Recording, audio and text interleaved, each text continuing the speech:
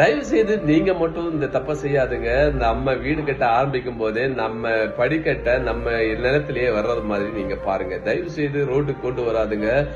இது உங்களுடைய ஃபியூச்சரை கண்டிப்பா பாதிக்கும். ஏன் பாதிக்கும்னு பாத்தீங்கன்னா, நீங்க ஒரு 2 அடி கொண்டு வருவீங்க, பக்கத்து வீட்டுக்காரங்க ஒரு 3 அடி கொண்டு வருவாங்க. அந்த தெருவோட growth வேல்யூ எல்லாமே கொஞ்சம் கொஞ்சமா கம்மியாகிட்டே இருக்குங்க.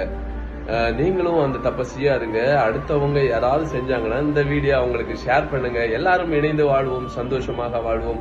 வாழ்றது கொஞ்ச காலம்தான். நம்ம போகும்போது எதுவுமே நம்ம கொண்டு போக முடியாதுங்க. இதுக்கு முன்னாடி போனவங்களும் கொண்டு போனதில்லை, நம்ம போகும்போதும் கட்டி கொண்டு போறது இல்லைங்க. வருங்கால தலைமுறைக்கு ஒரு சிறந்த எடுத்துக்காட்டா நம்ம வாழ்ந்துட்டு செல்றதுதான் உண்மையான நல்ல வாழ தலைமுறைகள் ஃப்ரீயா வாழட்டும். ஏன் இவ்வளவு தூரம் ஸ்ட்ரகிள் பண்றீங்க?